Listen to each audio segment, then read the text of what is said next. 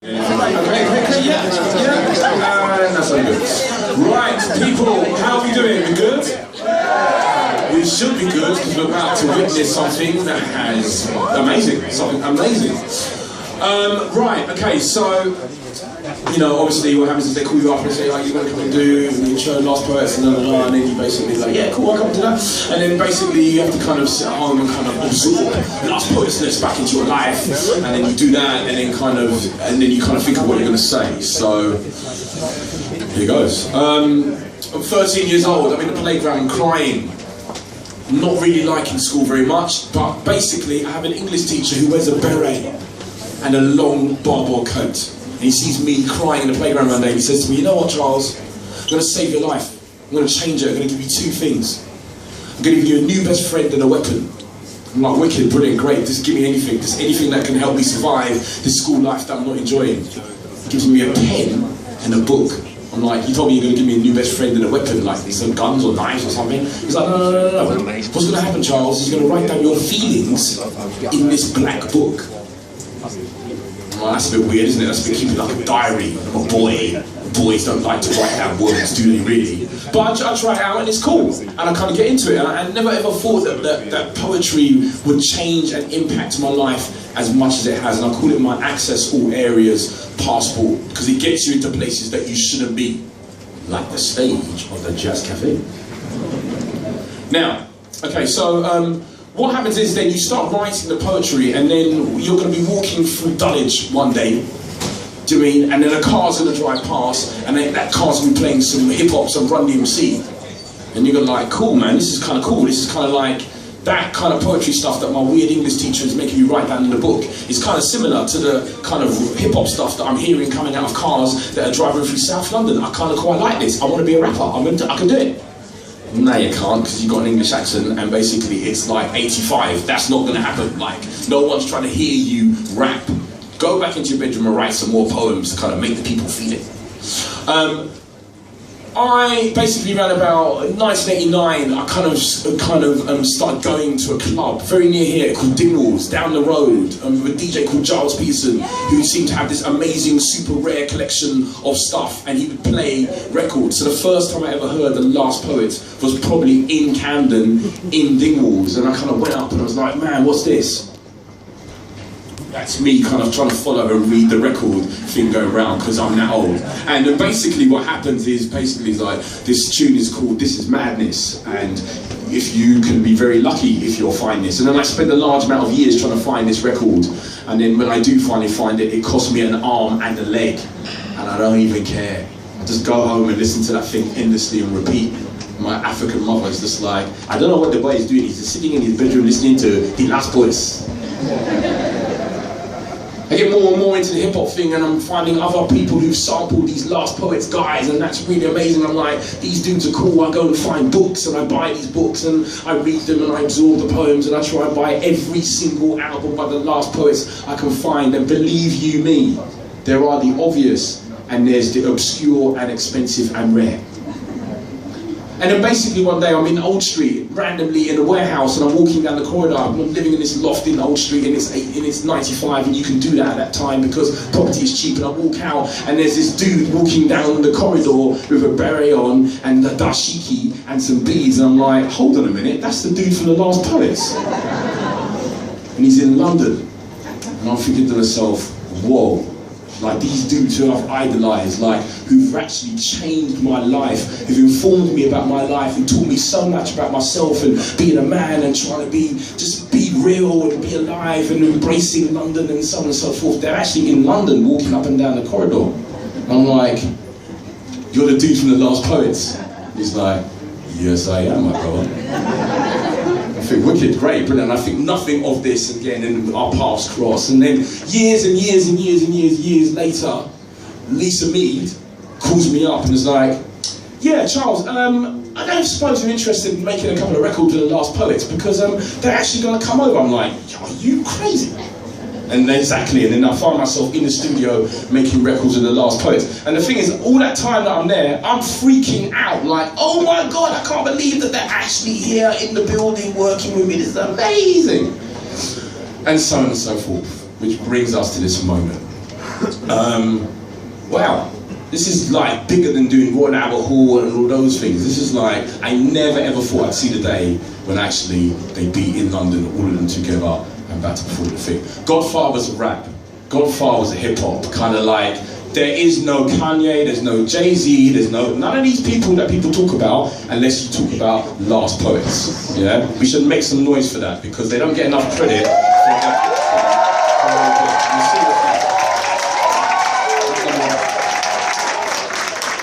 The second thing we're going to say is that basically it's hard to keep it real. Yeah, especially as time progresses. Because you see everyone else doing their thing, you think, I could just sell out and be like you guys, make some cash. But actually, I'm going to big them up for basically just being real and doing their thing. So, Last Poets, they're here, about to come perform the stage. This Is Madness and all these other seminal hits that they have made. If you don't know, go to Spotify, go to a record shop, go and buy, absorb, listen, turn off the lights in your house, and basically just absorb Last Poetsness into your life. Then you're going to buy a beret and come out and just walk around your high street like this. That's what it's going down. Now, on a serious note, there are not enough of these type of poetry gigs, yeah, where basically you get the real people together and we're not sitting in a place and clapping politely in our little comfy seat and being told when to dance and how to move and so on and so forth, but actually just a real old school poetry gig, one mic, speakers, conga drums, people, vibes in the place. You understand what I'm saying about that? Make some noise to that as well. Yeah? Well, that doesn't happen very much. Alright. So, as we go on, basically they've been in London for a while, they've been doing in South London, it's kind of quite weird, isn't it? It all comes back around. And they've been working with a group of young poets who've been really inspired by their track This Is Madness, and they've been going out and they've been working with them and passing the torch on to the next generation. And these young guys, they've written a response to their piece and they're going to come up and perform it with Babatunde, who's the Last Poet drummer and percussionist, and that's just amazing in itself. I can't even imagine if I was like in my 20s and basically said, you want to do a track with Last Poets and the Jazz Cafe? I'd be like, hell yeah. My mum would actually realise what, and I haven't been wasting my life in my bedroom all these years. Alright, so we're here. That was my big intro. I'm excited. I'm excited in a kind of like 15-year-old schoolboy, like, oh my gosh, kind of way. And they're nice dudes and they've just been, the vibes have been lovely. So, before they come up, with Babatunde, we have Rachel Long, Shoshana, I can't even read, Antosh and Kareem, and they're going to come up and then they're going to perform their response to This Is Madness. And then the Last Poets are going to come up and bless us, and then we're all going to walk out of here smiling with big smiles, berets on our heads, being like, yeah, tomorrow I'm going to change the world. Because we can make it happen. Ladies and gentlemen, you're about to experience something so super special. Get camera phones out. They're filming as well, so if you appear on YouTube, do not be alarmed, but actually just open yourself up and just, because this is a moment that basically we may never ever collectively experience again. We're not behind the computer screen kind of watching it, we're actually here together. We're going to experience some words and some vibes together. People, with no further ado, please make some proper noise. Last Poets, Newcomers, Babatunde on the stage. Make some noise in the place, people.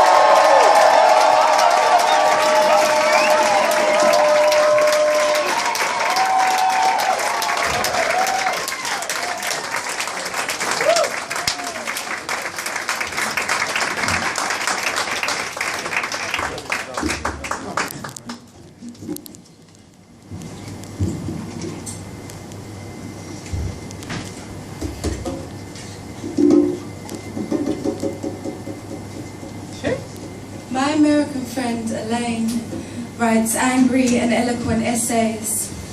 She posts onto her blog every time another black boy gets shot.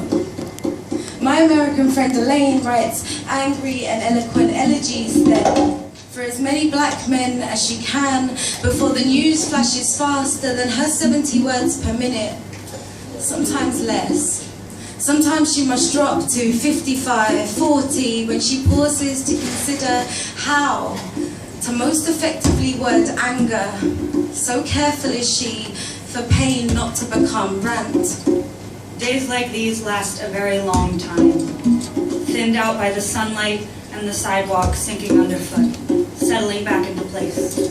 Quiet reciprocity. You push, they push, never enough net force to move anything permanently. There are blood thickeners in the water. Heaviness descends in standard issue, button-up blues, clip-on holsters, thick-soled boots for grip and to lower their center of gravity. Peace convalesces in their torsos, violence swells in their feet. People arrive in various stages of grief, showing up suddenly with everything they have, their whole bodies. We're in our tie-dye underwear on his bed, me and the boy I love. If Dad found us, he would draw a gun shape in the air and hostage our cocks until we spunk bullets through each other. He is talking about string theory, not our penises, black holes we can put dead swimming pools, our ash, our love forever inside and never see it again.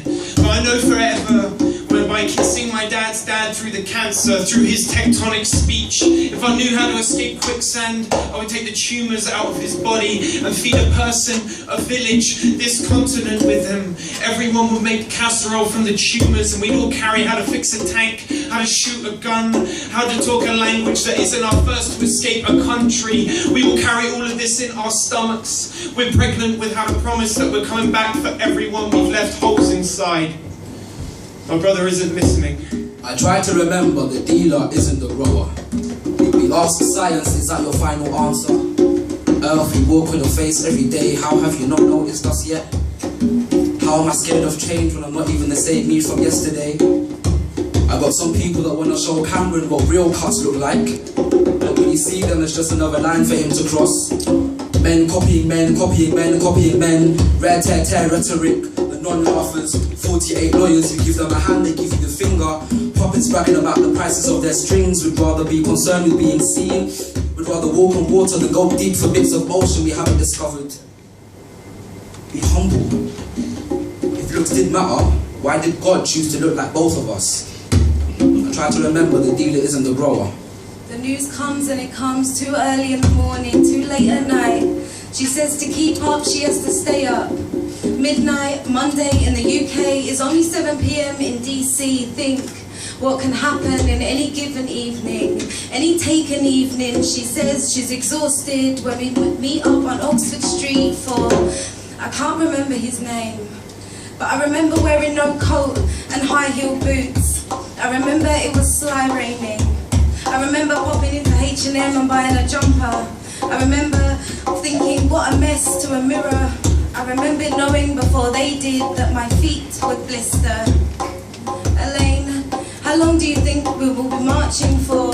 Don't ask, he's don't shoot name. Blister, blister, how have you been? Will the march pass Primark? I could buy some fake Converse. I could slip in and out of hands up, don't shoot, no. Deal with blisters. A boy is dead. Which boy? They'll burst soon enough with the friction. Hands up, don't shoot mouthed. Elaine and I are shy to shout how to act in a march. More angry or sad. Days like these, the grass grows inwards. Tall grass. Touching the core of the earth and burning off into everything else. The clouds trapped in blocks of old honey, gone hard in a split second of absolute stillness. The softer things solidified. Potholes become ravines, sidewalks become tarmac, everything has 4 wheels and a bent front bumper. Smashed windshields aren't disrespect. They're a woman in a dressing gown crying on the curb in front of her house. Run through with continuous waves of red and blue, washing the front porch and the front door, and the living room with its curtains open and its windows open because it was so warm out. God, what she wouldn't give for a breeze. Do we have scenery anymore? Did it all go down the black hole with the love? We can't cure anything. The boy has fallen in love with a vintage girl, whatever the fuck that means. I ask if he found her in dead people's clothes, and he says, nah, it means I want to build a typewriter with her. If I left a typewriter outside every house of a person that I love, they would still wake up the next day and donate them to antiques shops. And his mother forgets which brother I am when I'm naked again, puddling at the foot of a bed of parents who aren't mine, pouring the soul out of my body, and I'm 18 still, younger, always. I only know love by how it's forgotten me. But my dad's dad sees a lost boy when he wakes up. A lost boy with horns and pinecone skin, and doesn't know we're related, but smiles, thinks grenade, laughs, tectonic, asks if I'm a soldier. We had the policeman in my school who was there to practice for the real job. He didn't need to handcuff me, but he was practicing for the real job. Oh, Miss Brown, he's a big lad, I had to cuff him. Practicing for the real job. My father creeps in like he tripped out. Karima's teeth marks in the pavement, playing catch with her Dukins. But now my shoes keep squeaking while I moonwalk. Where did I get the audacity to stop thinking I was a weirdo? Not thinking you're a weirdo was so damn bougie. And then we fight over whose life most deserves a hurricane named after it. We're marching fast, blister, blister. Black bus drivers press down on their horns like stomach wounds. We fell back into the tail of the march, its impatient dragon whip. We fell back because we were hungry. We went for olives, wine in a jazz bar. We laughed, just 2 tube stops away. We laughed because Elaine said, but for real though, how many rich white SOAS kids with megaphones screaming, hands up, don't shoot. But like, guys, who's shooting at you? We toasted to his hands up name. Think of the face on the placard. Even the placards were crying in the sly rain. Elaine, I think my not remembering is remembering all the names of the unnamed shot. All those who don't fit the narrative. What is the narrative? My feet feel like churches on fire. Something about Black Lives Matter or Brown Lives Matter, or the whole damn fence has been crawled over by anyone and everyone, and now all lives scatter and no one can breathe. There was something inside earlier. A son, a daughter, mothers, fathers, 1,000 crying infants who don't understand but know that something is being taken apart. Indelicately and without remorse.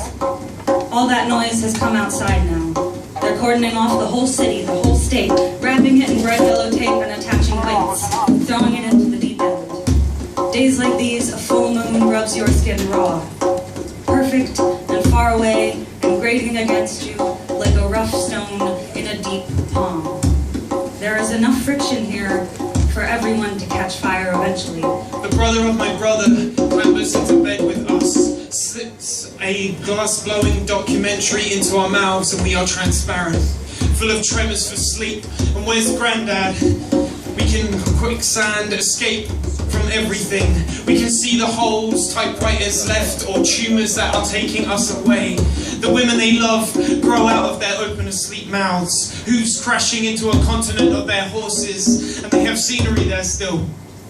And we're kids again, making airplane shapes from our bodies. We're not the end of time for anyone. In church, when the play came around, the kids who put money in soon ended up leaving. The kids who took money soon ended up preaching. My Donny be you. Mojo is just the madness of just one. One man on my estate leans on an umbrella, he's too proud for a cane. He will know his priorities when it rains. When they say life is a roller coaster, I don't think they meant cause screaming is a coping mechanism, or cause the queues are longer than the rides, or cause you hardly look good in the photos but at least you are having fun. The only thing I'm good at is waking up at strange angles of the clock, pondering the gravitational pull of the once. Is this human race just about running out of time? Don't get mad at me for asking questions, I was making you lot better teachers. Why aren't there any free hope lines? Hands up, don't shoot, said over and over, starts to sound like a knock-knock joke. We laughed about other stuff, just 2 rich whites tube stops away from hands up, don't knock the fake dead, the lame don'ts in the middle of the road. 2 shots away from Babe, the drivers beeping, bleeding their own buses, and the placards knock-knock in the skies as to say, give us him back, give us them all back, you. I'll give him back if she can remember his don't shoot name, and I can't remember if when I set my wine glass on the jazz table, it shuddered. The heaviest trees are beginning to sink into the skin of the earth. The roads are sagging. Fish are too heavy to swim now. All of it everywhere is being pulled in. This is what it's like to stand on something as it compresses into its smallest self. Condensed reality. A confirmed diagnosis. We are sick and sallow. Grief is so densely packed. I want to tell the women how these boys turned their bodies bottle green, stuck their fingers through the holes, shifted their skin to rags soaked in petrol, set fire to themselves inside, and I just listened like I could love them. I just listened like I could learn from them, from their string theory, for their escape routes they laser into everyone around them. How am I supposed to be related? Through the blood, through the tongue, the teeth, the places we get cancer. I would take my body off if I could. I would leave it on their doorstep as a house is bombed, as they make a roof from a poem that I didn't write. This is the theme of my life. I know this body doesn't like me, but I still want them to like me. But when I do this, there's a connection. I am him. It's hard to have someone you don't like who's constantly rooting for you.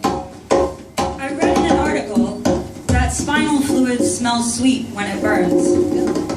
Is that a good enough reason to lock all the doors and set the church on fire? They would watch my aftermath of skin as I started running. And we fight over whose life most deserves a hurricane named after it. We laughed, stuffed, swallowed, TFL blast trains. I raised my hand for the bill, raised it high enough to be seen from the other side of the room, but like, who's shooting at you?